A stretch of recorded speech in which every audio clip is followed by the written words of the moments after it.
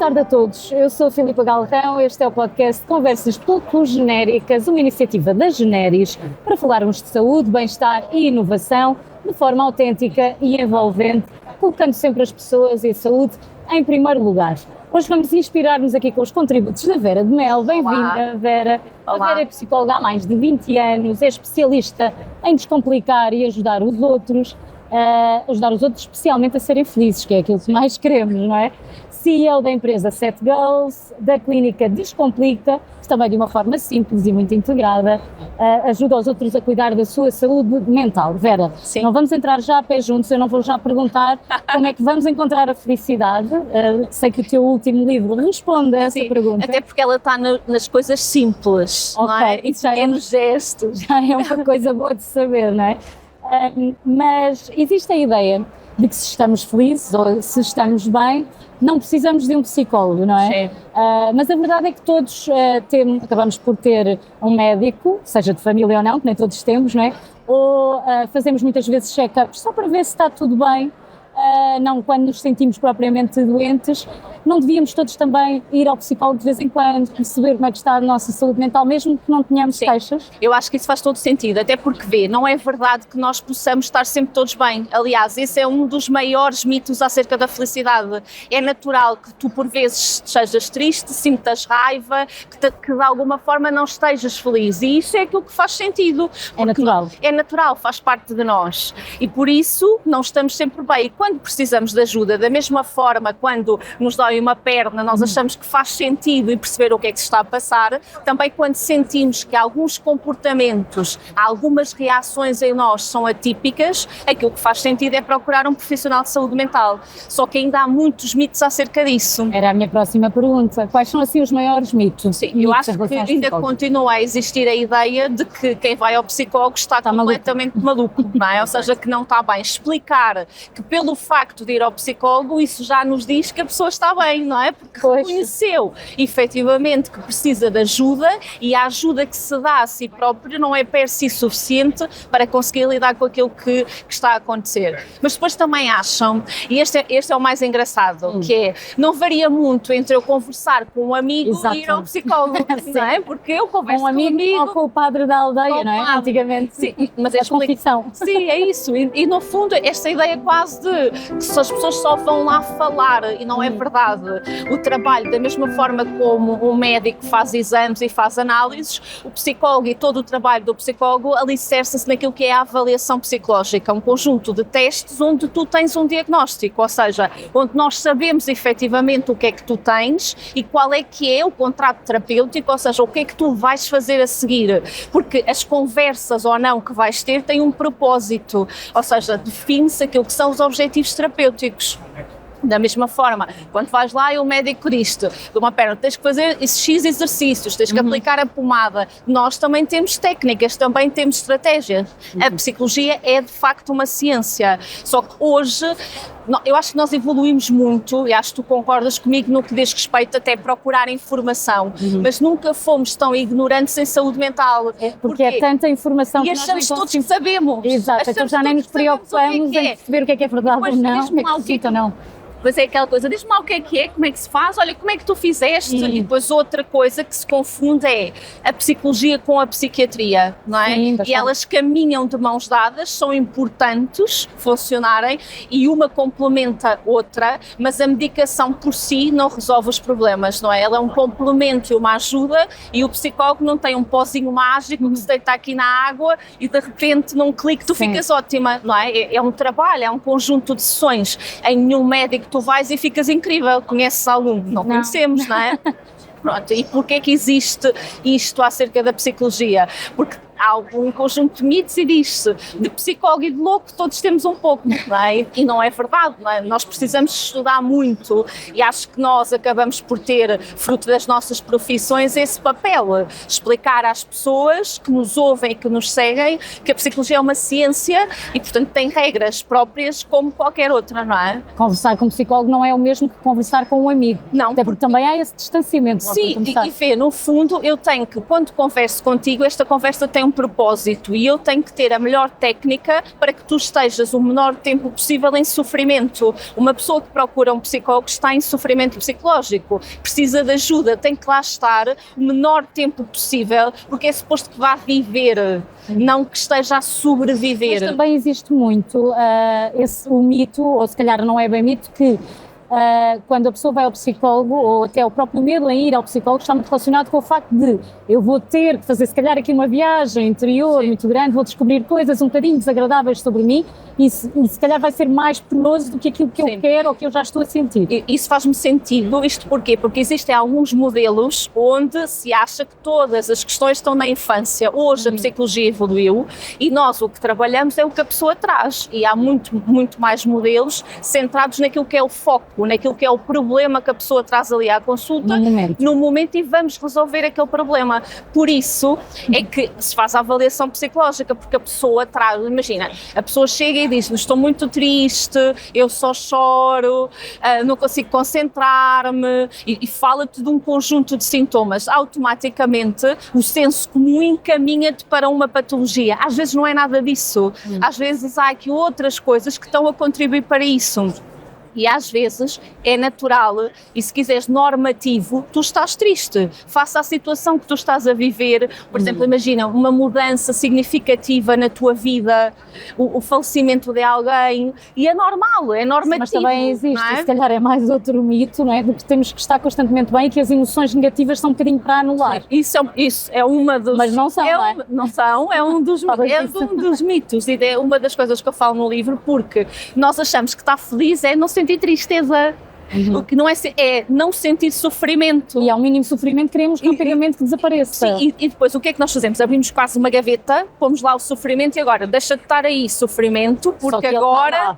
Mas ele está lá e faz bem, faz parte de nós, é natural. E vê, a tristeza é uma emoção, como emoção que é passageira.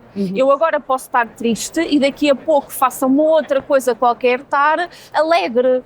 E as pessoas sentem muito quase, eu não posso estar triste, e quase como se eu fosse menos pessoa. Exato, como menos válida. Menos válida, tivesse menos sucesso, porque as pessoas que estão bem estão sempre a rir, não é? Estão sempre bem. Então quando é que nós conseguimos perceber que aquela tristeza já não é normal, ou quais são os sinais que temos que ter para recorrer realmente à psicologia, sabermos que temos que ter uma consulta? No caso da tristeza é quando de repente as coisas que tu gostavas e que te davam efetivamente prazer, imagina, beberes um café com os teus colegas na rádio, leres um livro, ir ao cinema, isso deixou de dar prazer.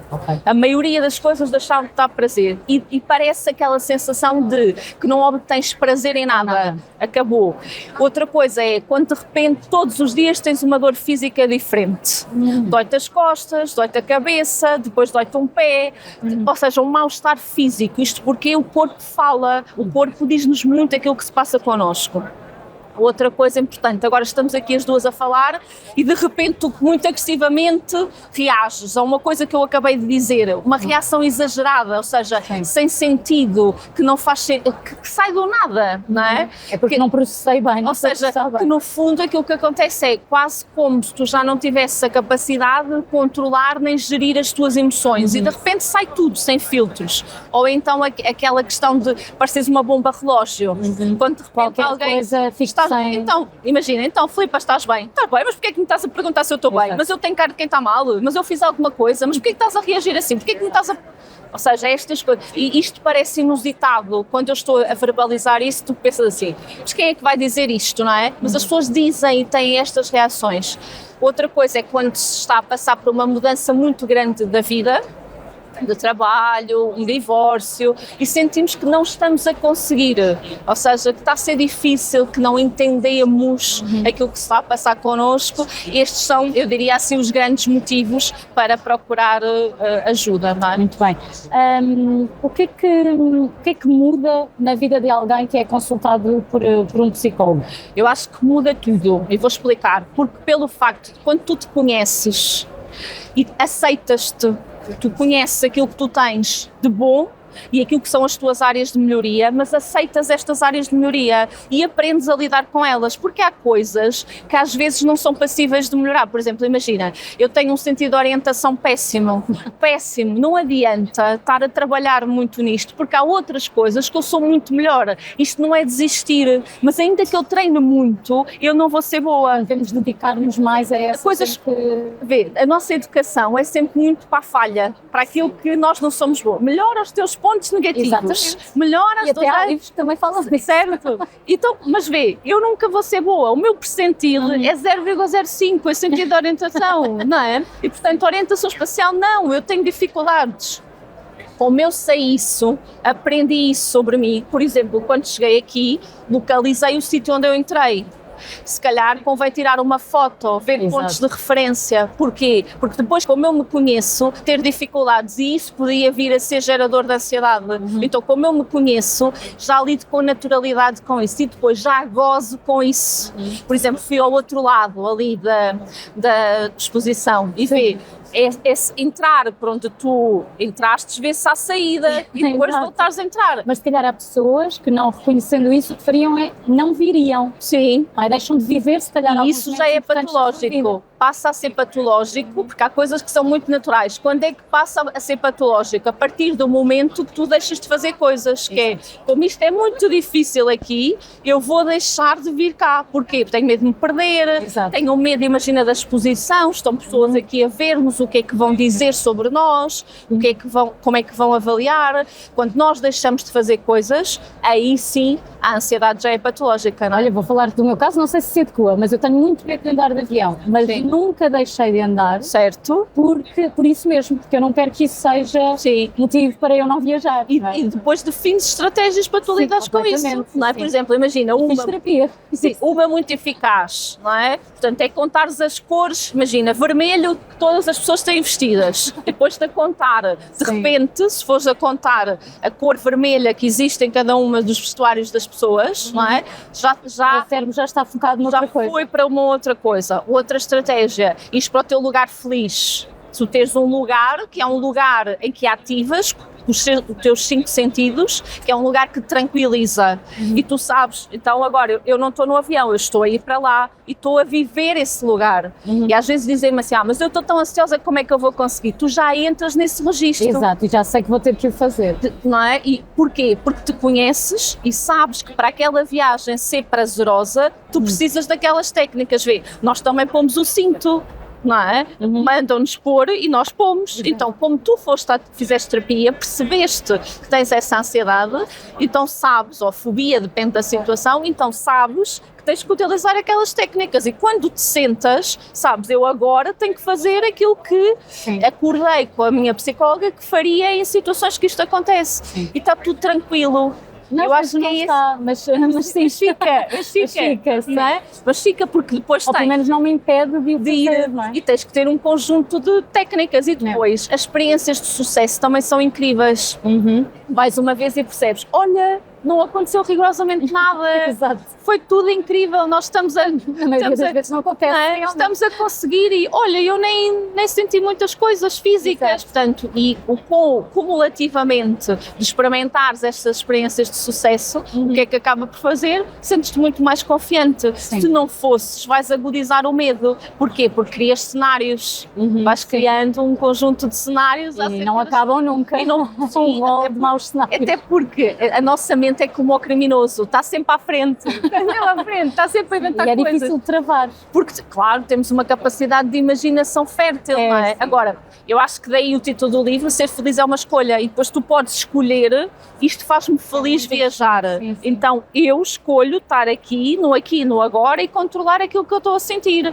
Porque, vê, estes pensamentos automáticos negativos que afloram à nossa mente, nós não os controlamos, porque são pensamentos, mas eu controlo o tempo que lhe dedico. Certo.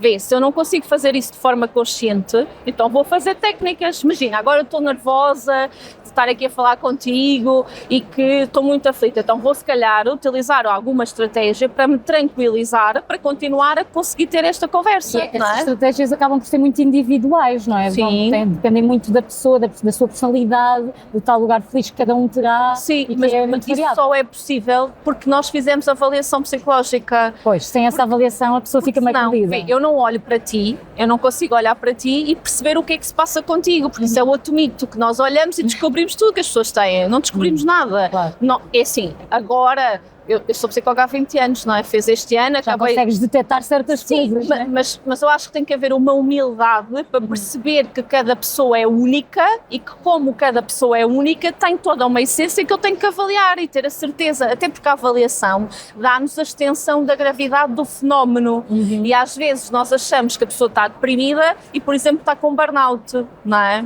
Pois, já me vais explicar a diferença, mas antes disso... e já que estamos aqui para um público de farmácia, farmacêuticos, estão habituados a lidar com pessoas que se autodiagnosticam e vão à farmácia logo pedir diretamente o medicamento, ou eles próprios, como acham que têm esse conhecimento, não é? Muitos profissionais de saúde, não há de ser só os farmacêuticos.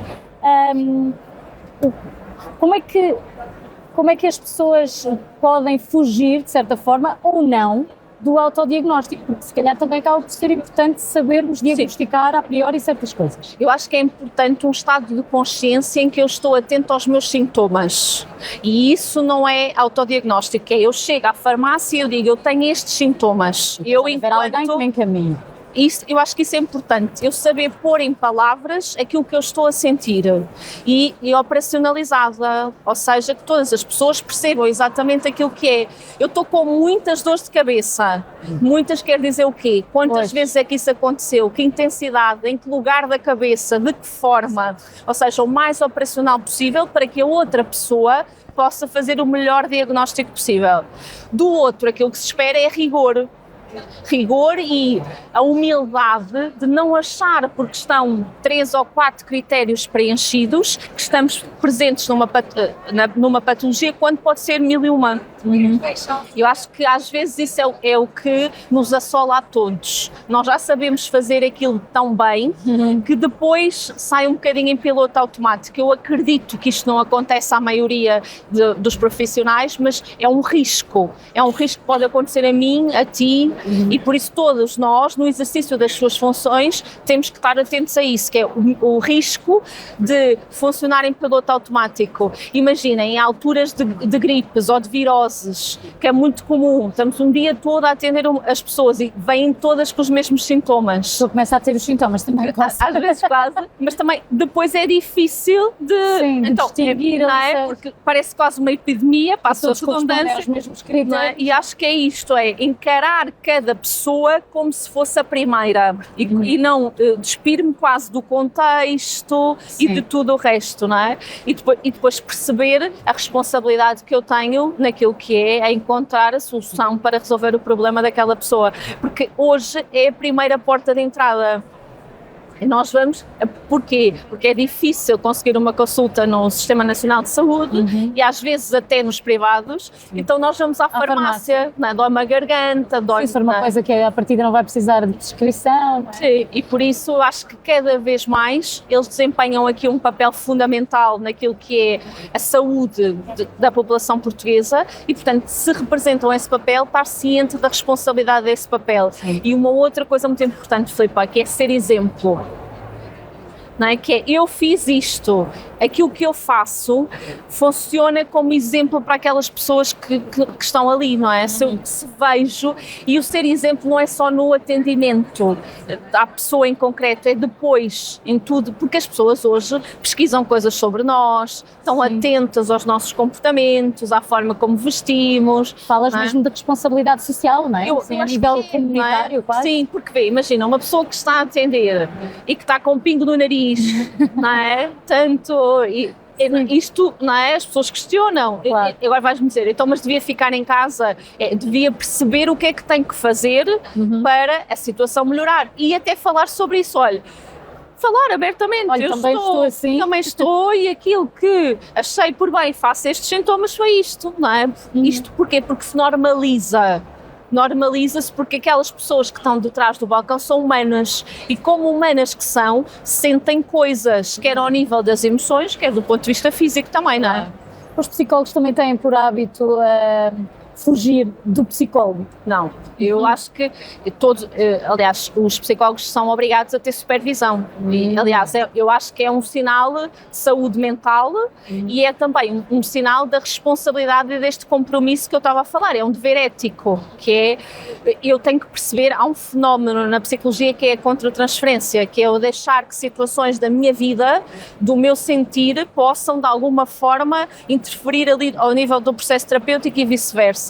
E por isso eu tenho que estar ciente, analisar, e às vezes este processo onde eu falo sobre o que é que eu senti naquela consulta, em que é que isso me mexeu comigo, imagina, situações que eu, no meu caso em concreto, situações de abuso sexual, são situações muito difíceis. Agora imagina, uma criança ter a idade da minha, ser parecida fisicamente com a minha, naquele dia eu estou completamente destruída e as pessoas acham que não, mas estou, Claro. aliás, mas depois a seguir tenho outra consulta, não é?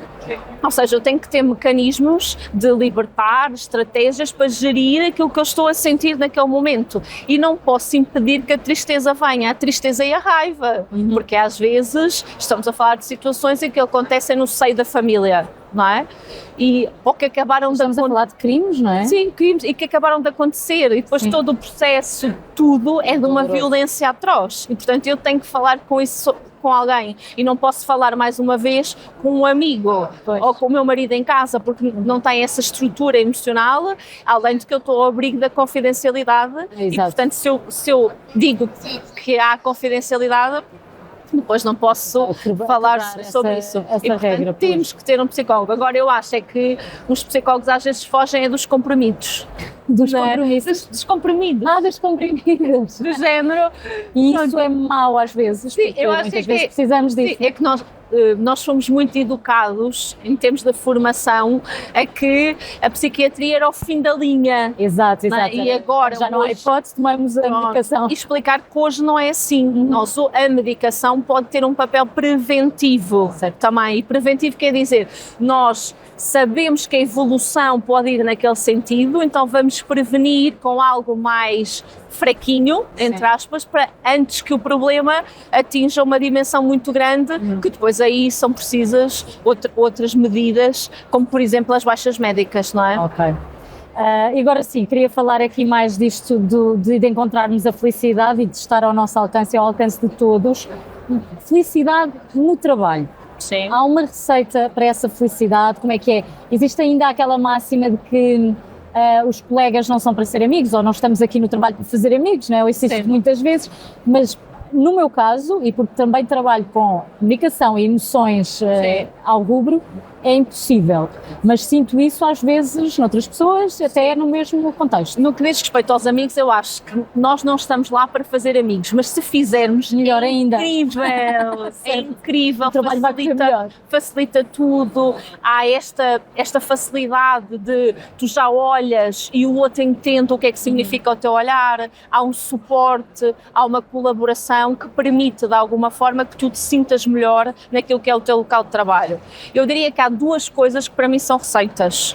A primeira, se tu quiseres, é que o trabalho perfeito não existe. Sim. Nós temos a mania de pensar, na minha organização isto é mau, não há café, a cadeira não é confortável, o chefe às vezes é um idiota, passa a expressão, não é, do outro livro, mas procurar essa perfeição, ela não existe. Nós temos que perceber se aquele trabalho era aquilo que nós sonhávamos e que queríamos. E às vezes nós não escolhemos trabalhos, deixamos que as pessoas nos escolham, umas vezes por necessidade, outras vezes por insegurança e outras vezes porque nem sequer pensamos que isso pode acontecer. Então, obviamente que vamos estar infelizes. Se não era aquilo que nós queríamos, se tínhamos expectativas que nem sequer eram passíveis de ser realistas, obviamente que não vamos gostar de estar naquele local de trabalho. E como é que conseguimos contornar?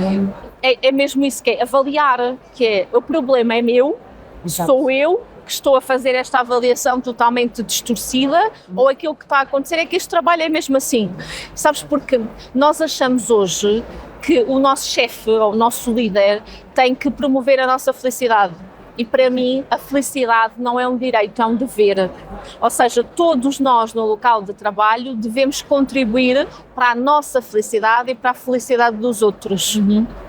E muitas vezes aquilo que acontece é que nós estamos focados em nós, na nossa, e às vezes a nossa não está alinhada com aquilo que é o propósito da organização, não é? Os valores da organização. E nós temos que perceber que é eu coaduno a isto e percebo que não sou totalmente feliz aqui, mas quero continuar cá porque preciso deste trabalho, ou então vou procurar ser feliz no outro lado. Agora, eu não estou com isto a dizer que as pessoas devem sair dos trabalhos abruptamente, até porque têm contas para pagar. Aquilo que eu acho é que nós temos um propósito de perceber o que é que nós estamos a fazer para isso, não é? Sim, como é que contribuímos para isso. Depois fazemos outra coisa, que é comparamos. O outro tem a não sei o quê, ele tem aquilo, ele ganha mais, ele tem um horário, ele tem isenção, eu não tenho, ele pode ficar em teletrabalho. Mas mais uma vez, focados em nós, não é? Sempre, vê, porque é que ele conquistou isso? Tu já pediste? Tu já apresentaste mais-valia? Já chegaste ao pé da tua organização e disseste? Já te explicaram porque é que não é possível? Já tentaste provar que isso estava errado? E muitas vezes aquilo que nós fazemos é só criticamos o outro. O outro conseguiu, de certeza que é amiguinho, ou de certeza que foi uma cunha. E às vezes não é nada disso. Outras vezes é, e também não podemos ser hipócritas. Sim, mas há muito julgamento a priori. Sim, mas estas comparações colocam a tónica na pessoa errada. Porque nós não nos podemos comparar com o outro não é igual a nós. Nós temos que perceber como é que, se eu quero ficar em teletrabalho, se eu quero ter aquela característica, como é que eu vou mostrar à minha chefia que eu vou continuar a ser produtiva, que vou continuar com aquele propósito a atingir os objetivos, mas à minha maneira. Agora, vais-me dizer, mas os nossos líderes portugueses têm alguma dificuldade. Eu sei porquê, mas têm dificuldades porque nós, enquanto colaboradores, também não fazemos isso. Exato, porque se de repente, na área das IT isso acaba por acontecer muito, porque tem que se adaptar àquilo que é a forma de trabalhar dos profissionais da área da informática, não é? Então, se ali as pessoas se conseguem adequar, também eu acho que é um caminho. E se tu vais lá, isso é chato, dizes, mas isto é importante para mim, eu consigo fazer isto, e se funciona, eu acho que a maioria dos chefes ou dos líderes aquilo que quer é resultados. Claro. Se resulta, não te vão questionar. As precisão é que lhes mostrem que é possível fazer de outra forma, não é? Eu acho que, eu diria que estas coisas são as mais importantes. E depois, em vez de estarmos tão focados nos outros e naquilo que se passa com os outros, é ficarmos em nós. Em cada dia que passa, tu seres a melhor versão de ti própria. Eu acho que esse é que é o teu maior desafio. Não é uma frase, quer dizer, é clichê porque é verdade. Sim, mas não, nós estamos sempre à procura de outra coisa qualquer, porque aquele é mais bonito, porque aquele é mais magro, porque aquele fala melhor. Nem sabemos bem ou não nos preocupamos tanto com o que nós queremos, lá está, o saber o que é que nós queremos, porque estamos focados no que o outro tem. Sim, tu sabes o que queres, porque se tu sabes o que queres, tens que definir um plano para como é que há de lá chegar, porque senão como é que há de ser feliz? Às vezes perguntamos, mas o que é que tu queres fazer? O que é que te faz feliz? Se tu não sabes responder a esta pergunta, como é que há de saber como é que há de lá chegar? Exato. Não é? Sim, é muito difícil, não é? Claro. Muita gente, inclusive muitos farmacêuticos, trabalham muitas horas ao balcão e é uma das profissões mais estressantes. Todas as pessoas que lidam com pessoas diariamente têm profissões muito estressantes. Há muitos casos de burnout nestas profissões. Porquê e como é que podemos reverter essa situação, sendo que deixar o balcão não é possível? Vamos imaginar. Eu acho que acontece muito porque é muito intenso. Hoje as pessoas estão muito reativas e todas muito intensas. E nós temos uma dificuldade todos, que é achar que aquilo é dirigido a mim. Ou seja, pessoal, aquilo foi dirigido a mim, ela tratou-me mal e foi desadequada porque é dirigido a mim. Eu acho que isto é um fator preventivo, que é estar lá e perceber que tudo aquilo que a pessoa diz não é dirigido a nós e diz muito mais sobre ela do que sobre nós. E nesse registro, não é ignorar isso. Ignorar não significa que é não devolver à pessoa com a mesma agressividade e não pessoalizar, porque depois tu guardas, olha, hoje a dona Josefina, faço-lhe as vontades todas e hoje ela fez-me aquilo, tu achas bem? E esta agressividade, esta desilusão, nós só nos iludimos com as pessoas porque criamos expectativas. E esse eu diria que é o segundo fator de proteção. Aquelas pessoas não são nossas amigas, são nossas clientes. É verdade que às vezes estabelecemos relação com as pessoas e elas ficam nossas amigas ou nossas conhecidas, ou nós preocupamos com elas e desenvolvemos situações de afeto, não é? Mas temos que reconhecer esse limite, não é? Sim, Isso, porque senão até onde é que é uma relação fusional. relação E vai. como é uma relação muito fusional, afeta-me aquilo que a pessoa me disse naquele dia Que ela e eu pensa formulo até o que ela expectativas. Por exemplo, imagina, formular uma expectativa natural, que é, eu faço anos amanhã, que a pessoa me dê os parabéns, ou que a pessoa me dê um miminho porque no outro dia fez doce de morango e levou lá, que isto acontece, não é? Nas farmácias, e portanto é explicar que não é assim, não é? Isto acontece em farmácias específicas e depois as outras farmácias maiores, em grandes centros urbanos, eu acho que há outra coisa que é, ali é ser eficaz. Sim, porque é muita gente, muita coisa. É o foco na eficácia e fazer de uma forma rápida tudo aquilo que é eficaz, sendo sempre simpático e empático. Sabes que nós temos 4 tipos de pessoas, assim de uma forma simplista, que até as pessoas costumam brincar que são as pessoas das cores, as cores das pessoas, não é? Pronto, é um modelo, mas de uma forma simplista, para não estar aqui a explicar. E eu acho que isso era uma coisa são importante. Os verdes, os laranjas, os verdes, os amarelos, os azuis e os vermelhos. Por exemplo, imagina, o azul quer funcionalidade, são as pessoas que chegam à farmácia e querem ser atendidas rápidas e esta coisa, como está, o bom dia, muito obrigado, não é? Elas querem que o foco é nos resultados, é sair de lá o mais rapidamente possível com o melhor medicamento. Por exemplo, os amarelos já não, como eu, gosto que me cumprimentem, se possível que me chamem pelo nome, olá Vera, como está, ou cá outra vez, doente outra vez, então o que é que precisa? Gosto desta atenção, portanto, esta atenção a um azul, não é? Isto chama-se os estilos sociais. Se calhar vai criar-lhe ansiedade. Não, ele pensa logo que chata, eu não quero isto, não quero isto para mim, não é? Enquanto que se a pessoa a mim me atender, diga por favor, não é só, e sempre tratar pelo nome, eu vou achar, olha, estava zangada, esta antipática, não é? Por exemplo, os vermelhos são mais autoritários, chegam e querem ser tratados como se tivessem estatuto e querem assertividade. Então a pessoa tem que ser assertiva. Porquê? Porque senão é maltratada. Agora, então a pessoa tem que ser assertiva. Por exemplo, dizer coisas do género, eu acho que o melhor medicamento é este. Não dá. Acha ou tem a certeza? Então, aquilo que tem que acontecer é que tem que lhe dizer o melhor medicamento face à situação que me está a descrever, aos factos que me traz, é este.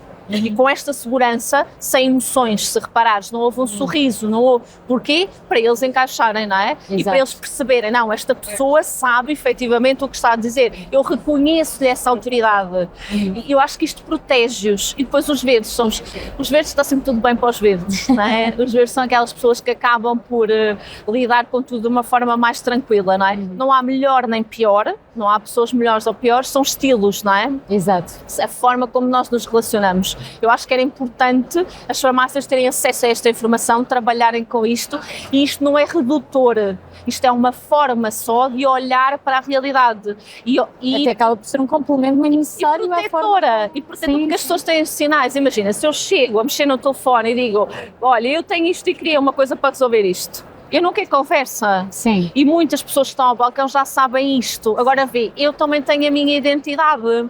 E se eu sou amarela, eu quero conversar. Mas tenho que perceber que não é o propósito ali com aquela pessoa. E há um Ou seja, cabe quem está no balcão, não é? Do outro lado do balcão, adaptar-se. Isso. E um equilíbrio entre satisfazer as minhas necessidades, porque eu também as tenho, e é importante que no exercício da minha profissão as satisfaça, mas depois que também me adapte suporte àquilo que é o outro, não é? Sim. Acho que é importante. E agora sim, como é que é feito o diagnóstico de burnout e quais são as diferenças entre depressão e burnout? Olha, se fala? sabes que a Organização Mundial de Saúde explica-nos que o burnout está muito mais ligado àquilo que é o trabalho, não é? Sim. Portanto, é uma doença mais ocupacional, digamos assim, não é? E como o próprio nome indica, é queimar até ao fim, Exato. que é, no fundo, eu percebo ou não, mas continuo a deixar que fazer todas as minhas tarefas, não ter tempo para descansar, não é? E temos casos muito complicados, não é? E temos casos mesmo de pessoas que foram à exaustão profunda. Aliás, a Sónia, por exemplo, Sim. não é? É comum e elas falam abertamente sobre isso, a nossa colega. colega. Não percebem que está a acontecer. Pois não, e depois é a perda de funcionalidade. Acho que a perda de funcionalidade, que é de repente tarefas básicas como ler, de memorizar a informação, de saber coisas, imagina, coisas que antigamente eram básicas, como no vosso caso a mesa de mistura, ligar os microfones, que eu percebi ontem que era muito fácil, aprendi ontem. Não é muito fácil. Eu achei que era. Não é muito fácil, mas é algo que intuitivo. É como conduzir. Depois de uns certos meses de prática, a pessoa já faz aquilo sem pensar, não é? Já fazia caminho para casa sem pensar. Mas depois já não consegues. Pois, exato. Não, é quase como se não tivesses. Perdemos essa habilidade. Isso, quase como se não tivesses memória disponível para isso, não é? Sim. Portanto, a depressão é uma doença psiquiátrica, não é? Transversal às várias faixas etárias, não é? E no fundo caracteriza-se por uma tristeza, há vários sintomas, pela tristeza, pela desesperança face ao futuro, mas esses sintomas têm que coexistir um período grande de tempo, ou seja, porque não chega a andar uma semana tristonha. Às vezes a pessoa anda um mês, eu estou super deprimido, não é? Portanto, e depois há diferentes usamos bastante vezes demais a palavra deprimido. Olha, eu hoje falei sobre isso e já hoje, isto porquê? Porque nós utilizamos muitos termos de saúde mental no nosso dia-a-dia. Imagina, hoje estou em modo autista, hoje estou deprimido. E explicar que acaba quase por desvalorizar quem tem a doença. No fundo é um ultraje às pessoas que de facto padecem destas doenças, que querem sair delas. Exato. E às vezes é muito difícil. Agora, em casa de ferreiro, espeto de pau, não é? E, portanto, o que é que acontece? As pessoas sentem as coisas, mas acham que vai passar, porque nós todos achamos que estas coisas só acontecem aos outros. Sim. Não é? Então o que é que fazemos? Não é? Vamos deixar andar, não é? Demoramos algum tempo até pedir e depois, ajuda. Quando vamos procurar ajuda, já estamos num estado de limite que vamos ter que ficar em casa, não é? Portanto, e ficar em casa é um sinal de fraqueza e quase como uma falha, que também não é verdade, não é? Mas que não é bom para aquilo que tu estás a vivenciar na altura, não é? Portanto, acho que não ajuda e de todo é aquilo que faz sentido. Portanto, e as pessoas, melhor do que nós, conhecem os medicamentos que impedem que nós chegamos lá, não é? E há medicamentos protetores, coisas mais naturais, e não me cabe a mim falar sobre isso, não é? Porque eu sou só psicóloga, que de alguma forma podem impedir determinadas situações, não é? E é o mais importante, é prevenir, é apontarmos mais para a prevenção do que para propriamente o tratamento. Eu acho que uma coisa muito importante que é, quando nós deixamos de dormir, é para ir procurar ajuda. Quando tu começas a dormir mal, tens dificuldades, é a altura de procurar ajuda, porque o dormir é que nos permite, é um sono reparador, nos permite num outro dia acordar com energia. Quem não dorme e muitas vezes adormecemos com um problema, mas quando acordamos ele já está muito mais pequeno. Sabes porquê? Porque ganha perspectiva. Não é? Que é de repente, até há uma técnica psicológica disso, que é a hora do problema, que é tu vais anotando tudo numa folha e tens uma hora que não deve ser nunca à noite, antes de dormir, em que tu vais lá e deixa ver, e depois às vezes as coisas que escreveste na folha nem sequer fazem sentido nenhum, nem são problema. Aí eu pus isto aqui, mas porquê que eu pus isto aqui? E às vezes nós ruminamos, estamos ali, isto é um problema. Eu sou muito de ruminar e agora estava a pensar que tive um período complicado na minha vida ali durante a pandemia, porque fui mãe exatamente nessa altura. Então eu estava num pós-parto complicado e numa pandemia. E eu lembro-me de pensar, eu devo estar com uma depressão pós-parto porque eu acordava e o problema estava lá, e às vezes maior ainda. Foi aí que eu pensei, isto é um sinal de alerta. Sim, e eu acho que porque não ganhamos perspectiva, não há tempo sequer, e também é um período de muitas mudanças. Iguais. Não é? Isso é verdade. E tudo muito repetitivo. Sim. E acho que, eu acho que ninguém nos prepara para as coisas menos positivas da maternidade. Não, porque Só falam só falam das coisas. Sim, só falam das coisas boas. E não é. E acho que. Mas imagina, se eu falar aqui sobre as coisas negativas, provavelmente as pessoas que estavam a assistir ao direto desligam. Não querem ouvir, porque não, querem manter esta visão cor-de-rosa. Eu acho que temos que falar mais verdade sobre as coisas. E também há pessoas que passam pelo pós-parto e pelas coisas difíceis de uma forma mais leve do que Mas não quer dizer que não sejam, estás a ver? Sim, e claro. O problema é que as pessoas negam, é difícil, sim. Como aquela coisa de que quando tu vês o bebê sentes logo uma ligação e é uma coisa intensa. Agora, que eles são mais crescidos. E acho que isso é um processo, mas isso não faz de ti menos mãe, nem menos pessoa.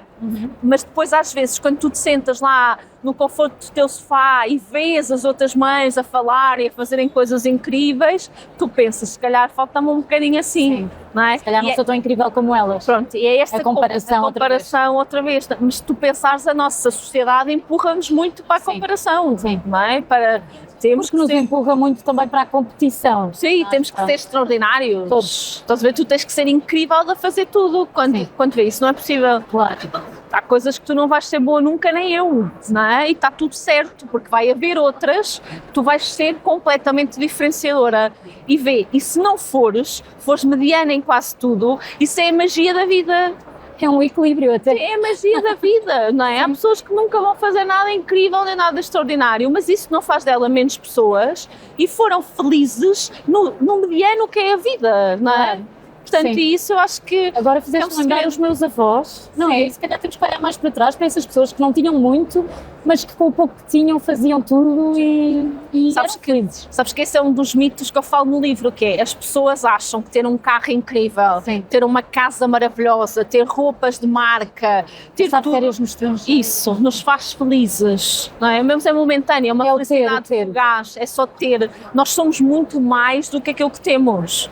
Agora vê, hoje nós as duas vamos ser avaliadas também pela nossa imagem, não é só pelo aquilo que nós dissemos, não é? Sim. E isso, nós temos que perceber isso, mas não nos podemos deixar controlar por isso, porque hoje quem ousa fazer diferente e quem faz as coisas de uma forma diferente acaba muitas vezes também por ser apontado o dedo, é esquisita, tem mania. Mas isso agora levava-nos a outra conversa, que é... queremos muito ser diferentes, não é? Diferenciados dos outros, mas depois, quando somos diferentes, perdemos quase um sentido de identificação e de comunidade. Sim, e ficamos todos muito atrapalhados. Sabes que há uma frase que eu escrevo no livro que é: nascemos todos diferentes e morremos todos como cópias. Porque no fundo nós passamos a vida a tentar copiar alguém. Sempre. Não é? E quando não fazemos isso, quase que tu à tua volta és só esquisita, aquela é esquisita, não é? Faz coisas esquisitas, diz coisas esquisitas, não é? Sim. E imagina, quando tu fazes alguma coisa que impacta no outro, as pessoas nem sequer estão ao trabalho de perceber porque é que tu fazes isso. Olha, vou-te dar um exemplo. Todos os dias de manhã eu coloco no Instagram uma frase inspiradora. E agora eu tenho andado a pôr em horários diferentes, umas vezes às 8, outras às 9, e o que eu sinto é que a uma dada altura, quando eu não tenho, as pessoas vão lá procurar porque é que não está. E aquilo é muito mais do que uma frase bonita. É, para as pessoas que não, para aquele dia não há uma missão, não há um propósito, olha, foca-te nisto. E as pessoas vão lá ver aquilo. E isso, em algumas vidas, muda tudo. Cria um impacto enorme. E já viste, é uma coisa tão simples de fazer. Sim.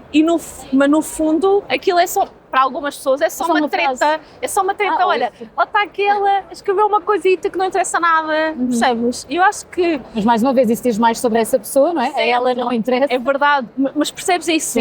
No fundo, como eu resolvi criar aquilo, não é? Já é uma coisa esquisita. E eu acho que os profissionais da área que nós estamos aqui a falar hoje também não podem ficar aprisionados à imagem que tem a indústria farmacêutica. Exato, tem que ser de determinada forma Sim. todos. Porque senão são cópias. E a seriedade, o profissionalismo, em nada tem a ver com ter uma visão quadrada acerca da realidade, não é? Muito bem, acho que fechamos assim. Sim. Fechamos em beleza.